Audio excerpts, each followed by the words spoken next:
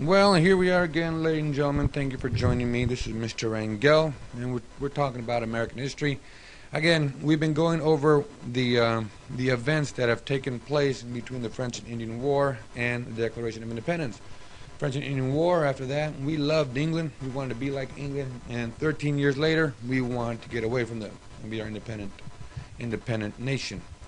So what were the events that led us from point A to point B? Where is the love?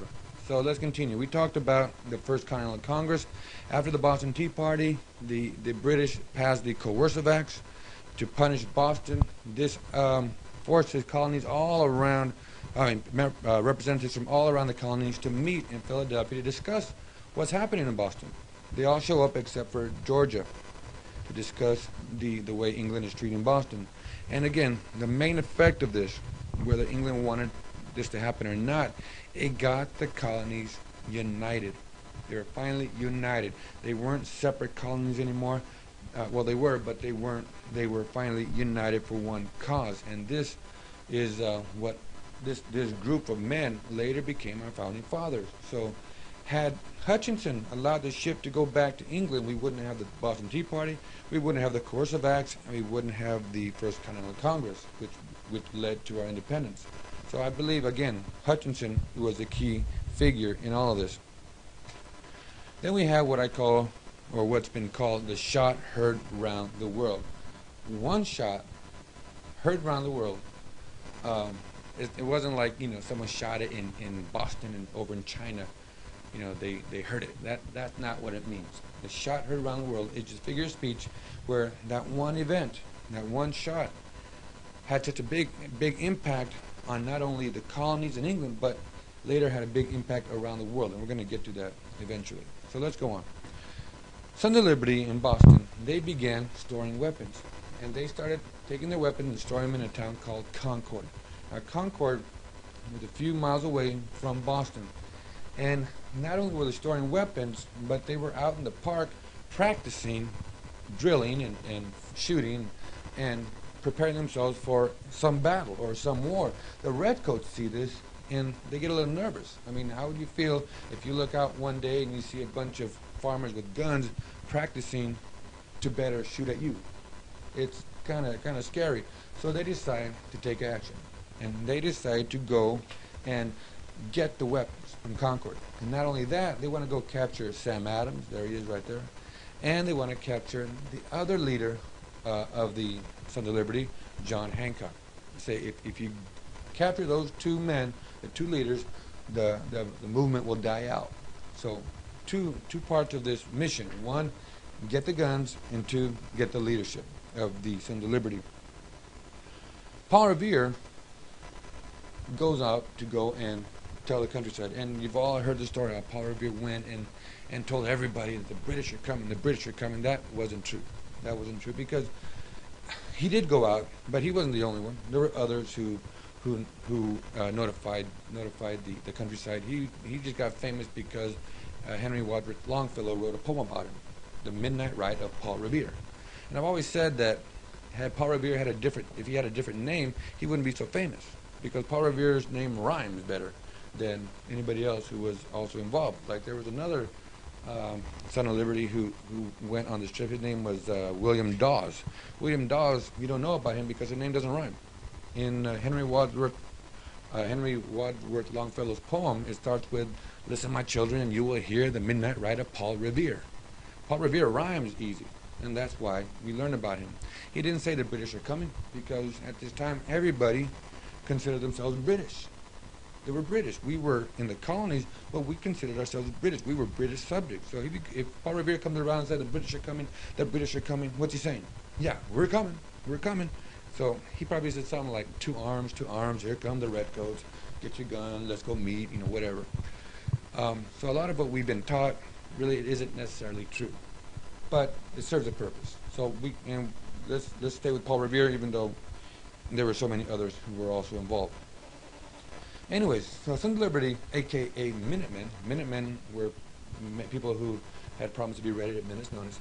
They start hanging out at a place called Lexington. Now, Lexington is in between Concord and Boston. So the British are on their way to Concord, and the Minutemen, Sons of Liberty, they're there, and they're just waiting. They're waiting for the British. They're not going to fight them. They're not prepared to fight. They just want to tell them that, hey, the secret is out. We know you're on your way to Concord. We probably moved the guns already, so just head on back to Boston. We're here to let you know secret is out. So the Redcoats finally show up. They finally show up. And so there's a lot of them. There's a lot of Redcoats. There are about 700 Redcoats against 70 Minutemen. Now, there was not supposed to be anybody, going into battle here. This was not one of those moments where it was designed to have a big battle there on Lexington. That wasn't the case. Otherwise, these 70 Minutemen would be kind of stupid to fight against 700 Redcoats. It wasn't planned to fight against the British. So the Redcoats show up, and the commander there, his name was Major Pitcairn, he tells them to get out of the way. Let us go through. Go back to bed wherever you came from. And the Minutemen just stand there. And so you have this standoff between 700 Redcoats and 70 Minutemen. And then something happens. A shot is fired. Somebody fires a shot. Nobody knows who. To this day, nobody knows who fired that shot. Could have been the British. Could have been, one of the Minutemen. Could have been someone in the house, along the way. Whatever the case, someone fired a shot, and what happens? The Redcoats open fire. Redcoats open fire, and when the smoke clears, there are 8 Minutemen. Minutemen run. They see all these Redcoats firing at you. You run. And when the smoke clears, 8 are dead.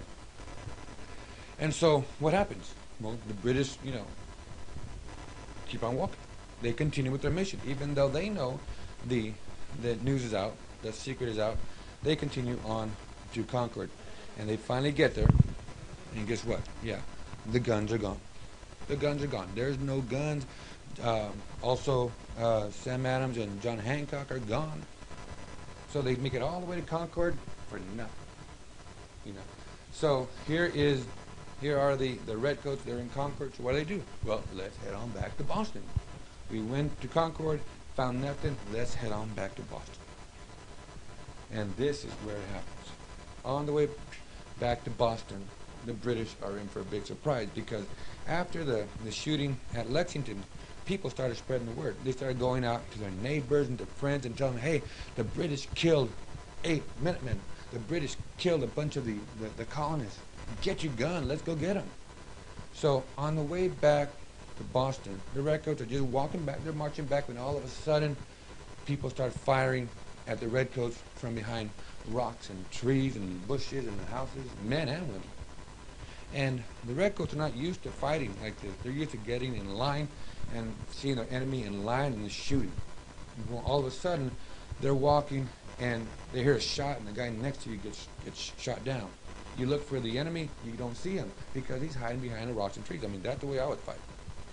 If I had to fight, I'd find the biggest tree and shoot behind that and then run. And that's exactly what these colonists did. They shot and ran. They ran.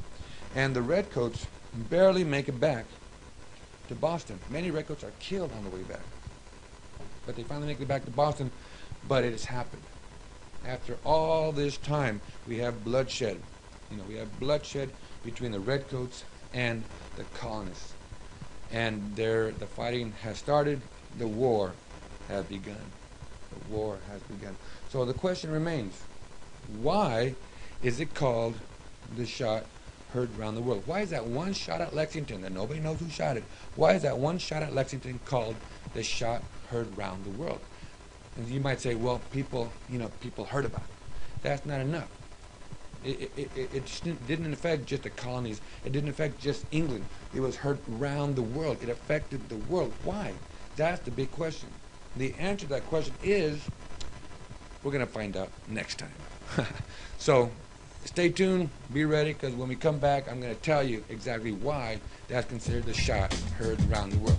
Until then, Mr. Rangel saying goodbye. Study for your test.